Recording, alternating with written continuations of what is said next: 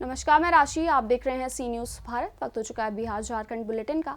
इस बिहार झारखंड बुलेटिन में बात होगी हजारीबाग की, जहां उपायुक्त नैन्सी सहाय ने प्रेस क्लब भवन के जीर्णोद्धार का उद्घाटन किया और पत्रकारों के हित में इसे सराहनीय पहल बताई। हजारीबाग जिले की उपायुक्त नैन्सी सहाय ने बतौर मुख्य अतिथि 16 जनवरी को झील रोड स्थित प्रेस क्लब हजारीबाग भवन जीर्णोद्धार का उद्घाटन फीता काटकर और शिलापट्ट का अनावरण कर किया। साथ में बतौर विशिष्ट अतिथि एसपी अरविंद कुमार सिंह भी थे। इससे पहले आयोजित उद्घाटन समारोह में डीसी ने कहा कि पत्रकार हित में प्रेस क्लब भवन जीर्णोद्धार सराहनीय पहल है। इस भवन का और बेहतर सदुपयोग करें। प्रेस क्लब भवन की चारदीवारी भी शीघ्र होगी। व्यक्तिगत तौर पर भी हर वक्त प्रेस क्लब हजारीबाग के सहयोग की वो आकांक्षी हैं। एसपी अरविंद कुमार सिंह ने प्रेस क्लब हजारीबाग की गतिविधियों को सराहा। उन्होंने खुशी जाहिर करते हुए कहा कि दूसरी बार उन्हें यहां आने का मौका मिला। उन्होंने कहा कि प्रेस संविधान का चौथा स्तंभ और समाज, राज्य व देश के निर्माण में पत्रकारों की अहम भूमिका है। उन्होंने प्रेस क्लब हजारीबाग को हर संभव सहयोग की बात कही। इस कार्यक्रम में हजारीबाग प्रेस क्लब के सैकड़ों मीडिया कर्मी मौजूद रहे। देखिए, आज का दिन तो ऐतिहासिक है। ये वर्षों का एक सपना था। हजारीबाग में पत्रकारिता के आप पिछले 8 दशक के इतिहास को आप टटोलेंगे, देखेंगे तो पत्रकारों के सामने कई ऐसी समस्याएं थी। उनमें प्रमुख समस्या ये थी कि पत्रकारों को बैठने, पत्रकारों को खबर लिखने, यहाँ से प्रेषित करने और पत्रकारों को अपनी समस्याओं से संबंधित या अपने संस्थान से संबंधित बैठक करने की समस्या थी। उन सभी समस्याओं का समाधान करने के लिए एक सार्थक प्रयास हुआ और इसमें आज जैसा कि आप लोगों ने देखा कि जिले की उपायुक्त श्रीमती नैन्सी सहाय, पुलिस अधीक्षक श्री अरविंद कुमार सिंह जी ने इसका विधिवत जो है सो उद्घाटन किया और ये भवन अति जर्जर अवस्था में था और उसको जो है सो सुंदर बनाया गया है और इसमें कई ऐसे काम हैं जो अभी होना बाकी है, दूसरे फेज में होगा।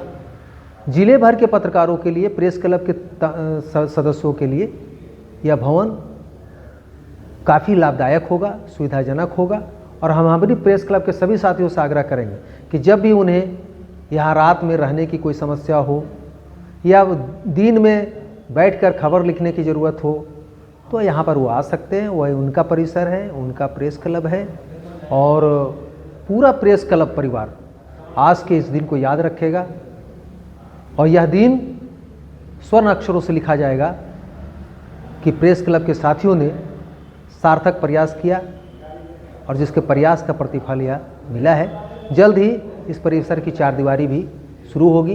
1 सप्ताह के भीतर ये परिसर की चारदीवारी शुरू होगी और प्रेस क्लब की सुरक्षा के लिए यहाँ पर 2 सुरक्षा कर्मियों की भी तैनाती की जा रही है ताकि किसी तरह की कोई समस्या नहीं हो।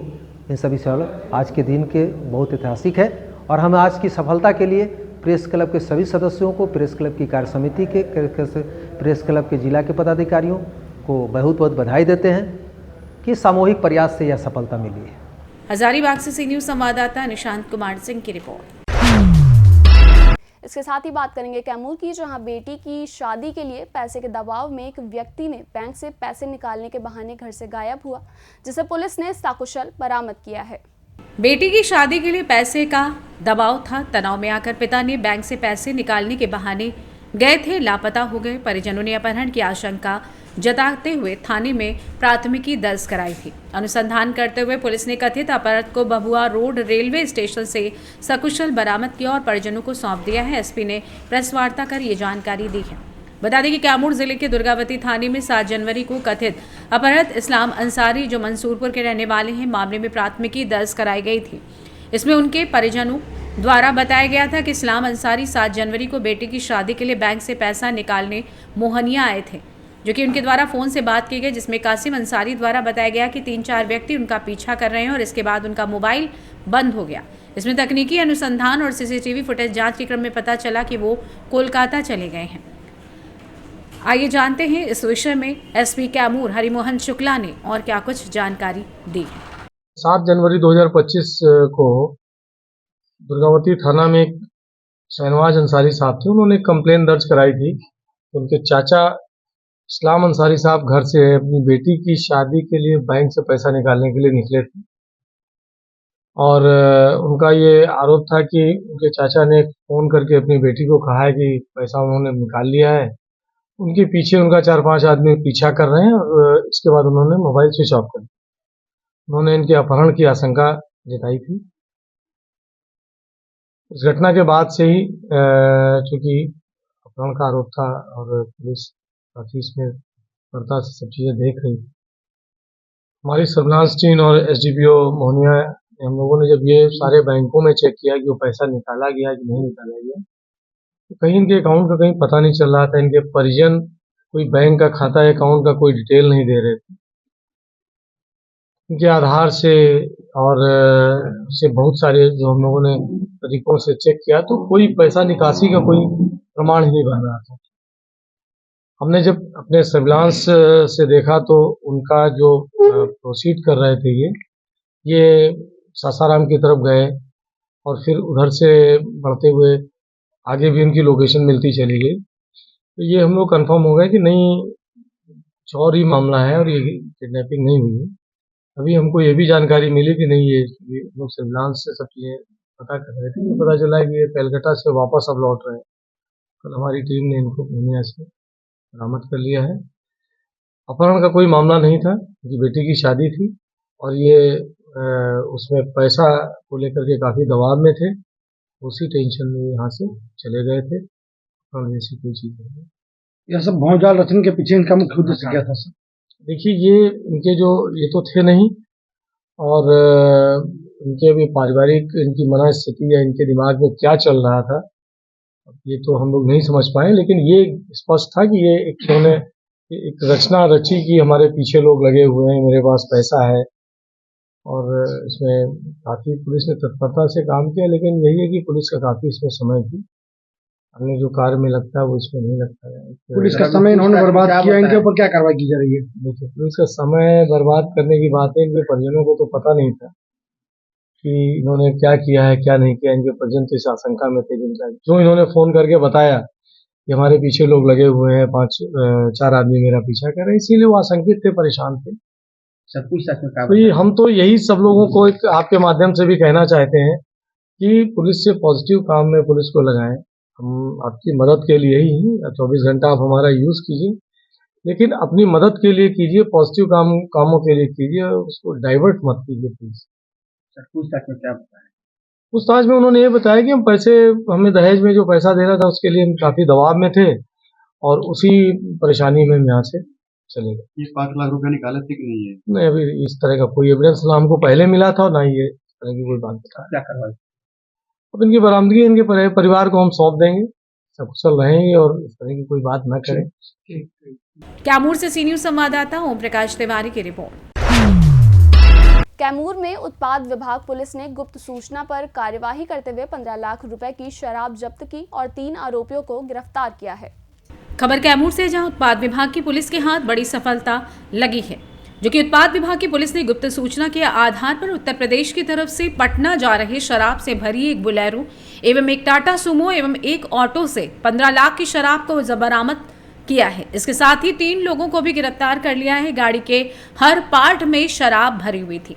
इस पर जानकारी देते हुए कैमूर उत्पाद अधीक्षक संतोष कुमार श्रीवास्तव ने बताया कि शराब माफियाओं पर और शराब पर शिकंजा कसने के लिए उत्पाद विभाग पुलिस लगातार जिले के हर चेक पोस्टों पर तैनात होकर इस काम को पूरा करने में लगी हुई है, ताकि बिहार में शराबबंदी कानून पूर्ण रूप से लागू रहे।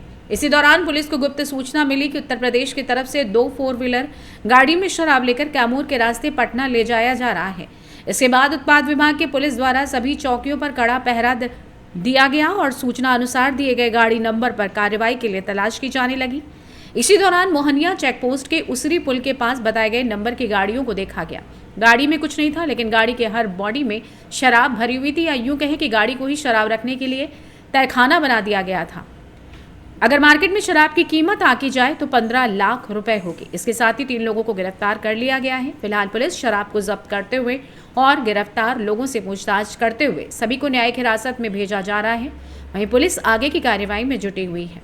आइए जानते हैं उत्पाद अधीक्षक कैमूर संतोष कुमार श्रीवास्तव ने और क्या कुछ जानकारी दी। कहाँ से माल लेकर आ रहे थे आप लोग? बलिया से। बलिया से।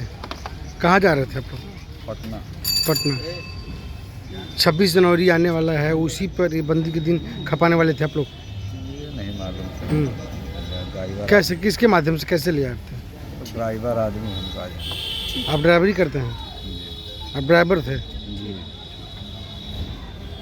देखिए, हमारे पास जितने भी सीमावर्ती क्षेत्र में हमारे चेक पोस्ट लगा हुआ है, और जैसे ही सूचना मिलती है कि यूपी से शराब हम लोग के बिहार में प्रवेश करने वाली है, तो हम लोग अपने चेक पोस्ट को अलर्ट मोड पर लगा देते हैं। और उसमें इस गाड़ी के बारे में भी सूचना हम लोग को मिली थी कि माल लेके ये हमारे बिहार में मतलब कैमूर होते हुए पटना की तरफ लेके जाने वाले हैं।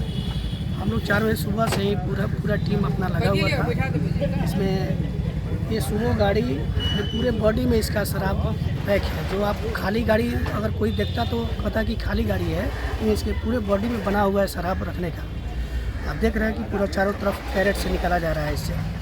और ये बोलेरो में भी इसी ढंग का है। दोनों गाड़ी में आपको लगभग पकड़ा गया है 830 लीटर और 3 गिरफ्तारी है। ये ऊपरी पुल जो है वहीं से ये लोग को जब्त किया गया, पकड़ा गया है। सर अब कीमत क्या की जा रही है सर? देखिए, रात हम लोग स्विफ्ट पकड़े थे, आपको कर्मनाशा जो चेक पोस्ट है हम लोग का मोहनिया, वहाँ से पकड़े थे 320 लीटर स्विफ्ट गाड़ी से पकड़ा गया था। और आज एक बोलेरो, एक सुमो, ये सबको अगर जोड़ दें तो लगभग 15 लाख से कम का शराब नहीं पकड़ा गया है रात से लेकर अभी तक। ये किस रास्ते से जा रही थी और किस प्रकार सर?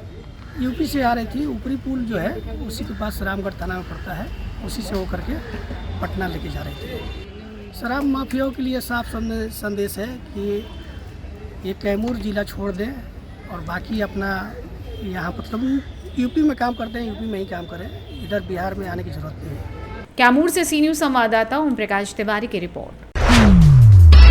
रोहतास जिले में उम्मीदवार अनुसेवक संघ की ओर से समाहरणालय परिसर में सरकार के विरुद्ध जोरदार प्रदर्शन किया गया। प्रदर्शन कर रहे उम्मीदवारों ने कहा कि 20-25 वर्ष से हम सभी जिला के विभिन्न कार्यालयों में काम कर रहे हैं, लेकिन अभी तक हम लोगों की सेवा नियुक्ति नहीं की गई है।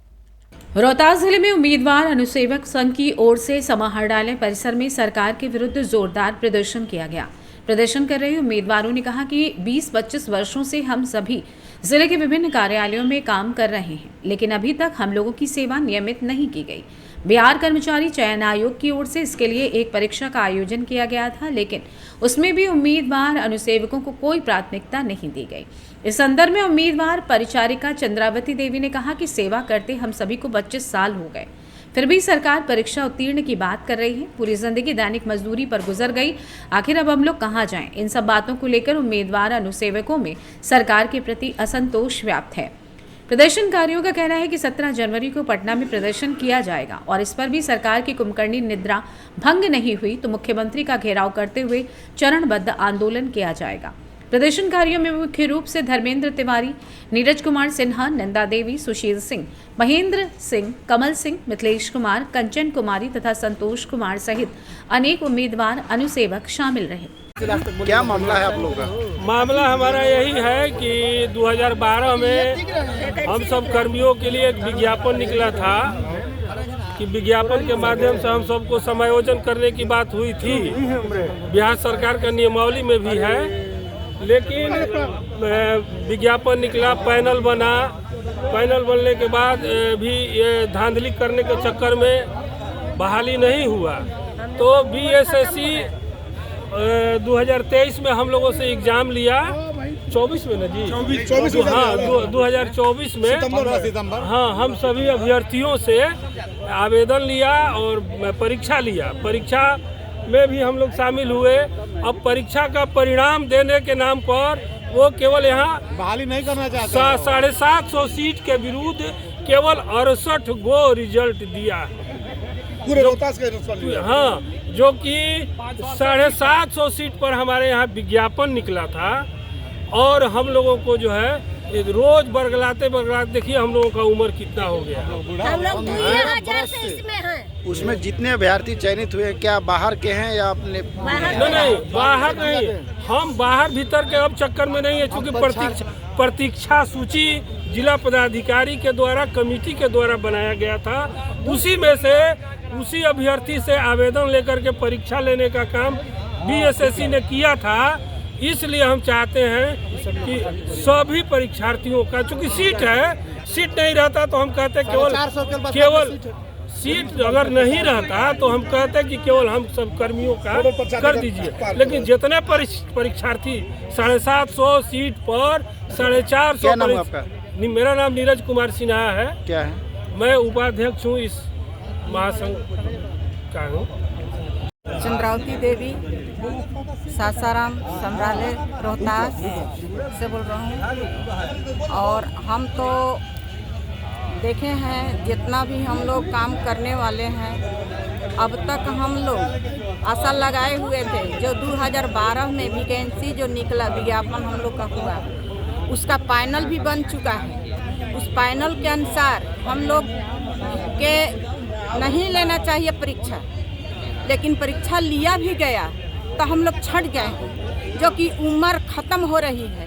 हम लोग का यही आशा था कि हम लोग किसी तरह ये विज्ञापन जो निकला है हम लोग के पार कर जाएंगे कि हाँ, हम संग्रहालय में, रोहतास संग्रहालय में कर रहे हैं काम, तो हम लोग रोजी रोटी, हम लोग का बाल बच्चा के, हमारा भी जीवन अच्छा खुशहाल हो जाएगा। हर इस रोहतास जिला में पूरे ऑफिस में हम लोग डाक बांटे हैं। जितना भी कर्म है प्रचारी, उम्मीदवार प्रचारी, वो सभी लोग ने काम किए हैं। हर संग्रहालय में 1-1, 2-2, 4-4 आदमी काम कर रहे हैं, लेकिन अब तक ऐसा निराशा हो गया। हम लोग किस तरह से जिएंगे? अब हम लोग का जीना भी हराम हो गया। हम लोग सोचे कि बुढ़ापा के लिए भी कुछ मिल जाएगा, उम्र भी खत्म हो चुका, लेकिन अभी तक ले कोई सोचना नहीं हुआ है। हम लोग के बहुत आशा था। इस पर क्या मांग करेंगे आप? अब उसके हम लोग का कुछ नहीं कहना है। हम लोग के नियुक्ति होना चाहिए, यह सही प्रशासनिक को होना चाहिए, नियुक्ति होना चाहिए। नहीं तो हम लोग आंदोलन करेंगे और जान पर खेल कर जान दे देंगे, जान दे देंगे, जान दे देंगे, जान दे देंगे। क्या नाम है आपका? हमारे बातें को सुन लीजिए। नीतीश कुमार जी, आप पूरा रोहतास और बिहार का बने हुए हैं मुख्यमंत्री, प्रधानमंत्री नरेंद्र मोदी। वहाँ क्या हम लोग रोहतास संग्रहालय में काम करते करते थक गए हैं और मरने के कगार पर आ गए हैं। क्यों नहीं हम लोग की बहाली होना चाहिए, और नहीं तो जहर खाकर पॉइजन खा करके ही मरेंगे इस जिले में रोहतास। आपका परिचय क्या है? मेरा नाम है चंद्रावती देवी, मैं डिहरी से आती हूँ अपने रोजी रोटी के लिए कि हम चलेंगे डीएम से। रोहतास से सी न्यूज़ संवाददाता पंकज की रिपोर्ट। फिलहाल इस बिहार झारखंड बुलेटिन में बस इतना ही। देश और दुनिया की बाकी खबरों के लिए आप देखते रहिए सी न्यूज़ भारत।